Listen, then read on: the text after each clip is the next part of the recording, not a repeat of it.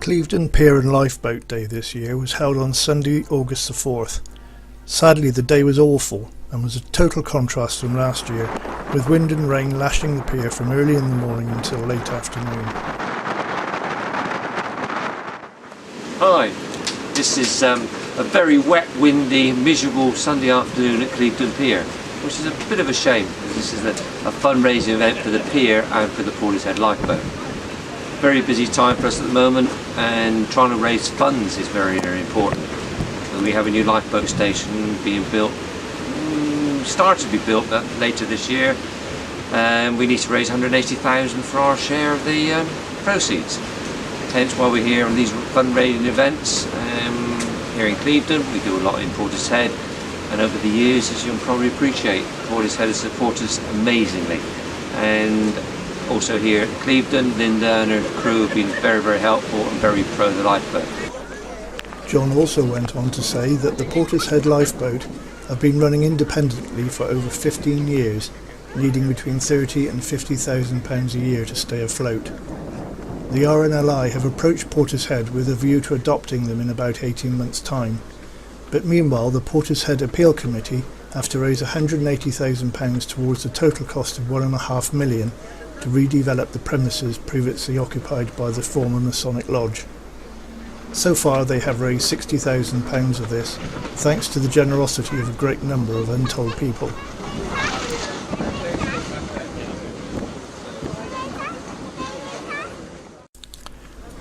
Strategically, the Portishead and Bristol lifeboats, together with those from Weston-super-Mare and Barry, cover an area of around 100 square miles, from Counts Bay to Oldbury Power Station in the north, to Lavernock Point to Bringdown in the south.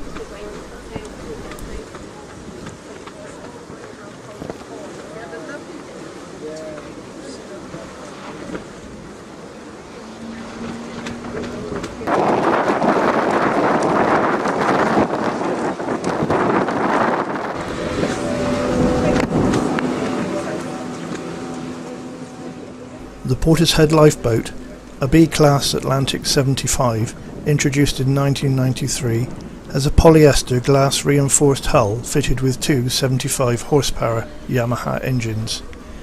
She is capable of reaching speeds of up to 32 knots and can pick up 20 survivors.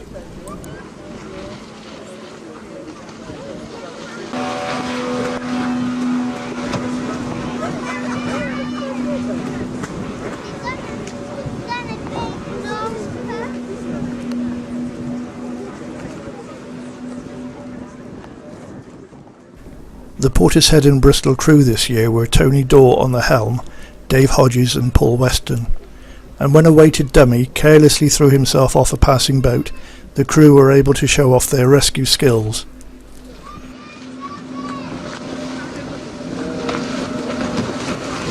So there's been a report that there is a person in the water and they're going to go and see and try and find the person in the water and treat this as a true life casualty. One of the problems with actually pulling somebody on board is sea conditions, wind conditions, tidal conditions. So the approach is very, very important. We must approach the casualty, so not to hurt the casualty, but also try and get it to their side, which it looks like they've succeeded. But what they'll do is pull it down alongside the sponsor, out to the lowest point of the vessel, and put the casualty on board. Now, the boat has got oxygen, mask, first aid kit, all on board, and they would again be able to administer emergency first aid at sea. All the time this is going on, the helm has got to be very, very careful depending on weather conditions, whether the casualty gets pulled underneath the boat towards the engine. It's a dangerous part, but something on board. The dummy that's actually gone in is weighted. It's a weighted dummy to mimic the weight of a fully grown person. So it's actually not that easy to get on board. Once they get on board, then the testing actually is more back to the if any additional help will be required, they must then either call the helicopter, in our case, the rescue is one of those things that all the crew must be ready and available 24 hours a day, 365 days a year, and everybody is on call. So as soon as that pager goes off, everybody goes rushing down to the boathouse to get things launched.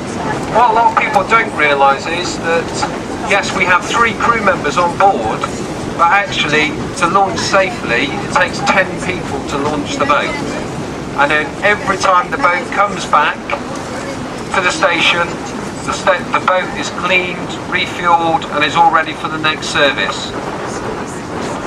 Now, you should be able to see now that they've got the vessel in tow, and they shall bring the vessel up past everybody, and once they get within shouting distance, we'll give them a way to break off the tow, and they will do a few fast turns to show you the capability of the boat.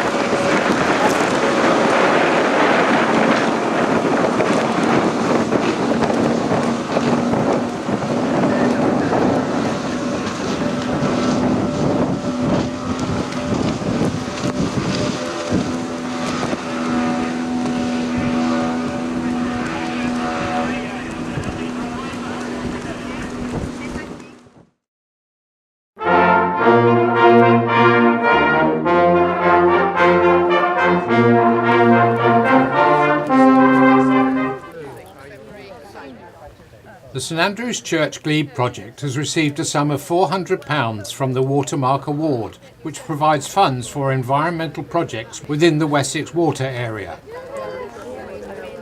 Now in its 20th year, it has supported over 900 environmental initiatives. Organised by the Conservation Foundation, all projects are judged by a panel, chaired by its president, David Bellamy.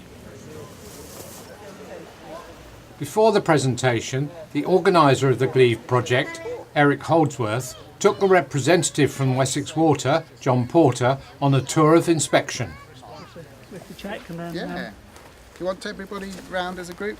Yeah, Whichever. better photograph. Yes, it takes great pleasure that I've been asked to come by Wessex Water and present St Andrew's Glebe Field with this cheque for £400 as a contribution towards your local community environmental project. And we wish you all the best over the year to come as it matures. Thank you. So thank you very much. Thank you.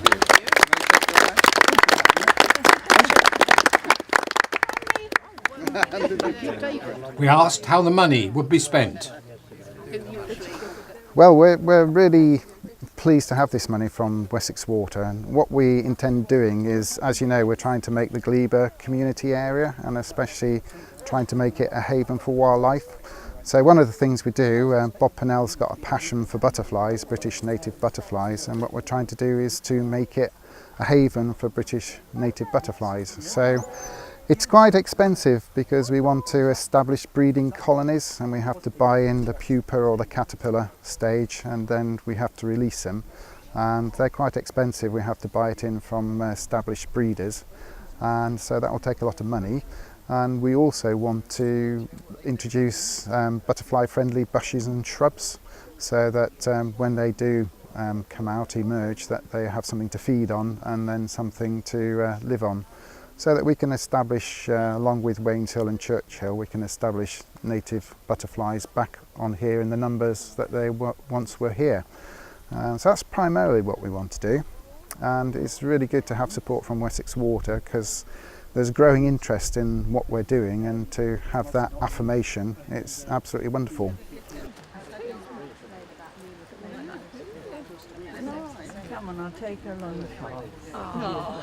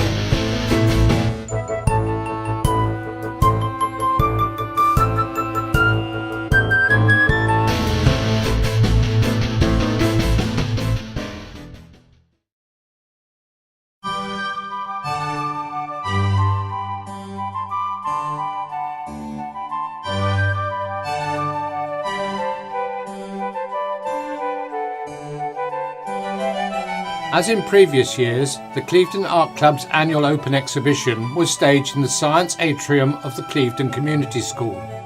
Over 300 works are displayed, including paintings and drawings, etchings, screen prints, lithographs, collages, enamels, ceramics and sculptures, all drawn from an entry of over 600 works.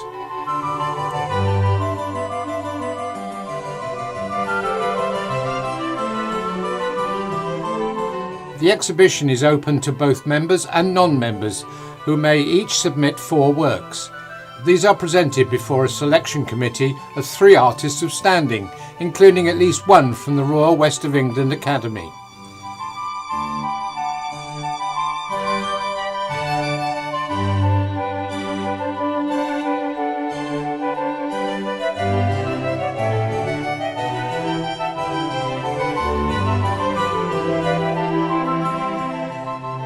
The main prizes this year went to Peter Howe, who was awarded the Jean Kent Prize for Artistic Merit with his painting Winter on the Levels. The President's Choice Award was given to Autumn Fruits by Tina Gordon. The 3 best paintings, chosen by the selection panel of Trevor Hadrell, Ione Parkin and Stephen Jacobson, all from the Royal West of England Academy, were Late Afternoon Taxi, New York by Richard Neville, Have We Enjoyed Ourselves Yet by Ian Price,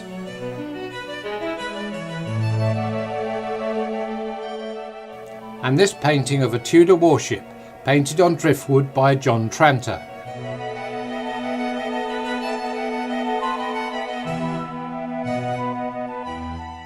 The winners of the Clevedon Art Club prizes for artistic merit, awarded to students of Clevedon School, were Chris Burnett in the GCSE level,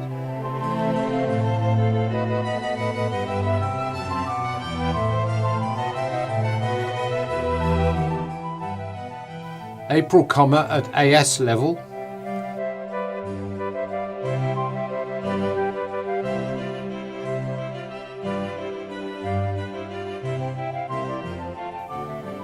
and Carl Nichols in the A level.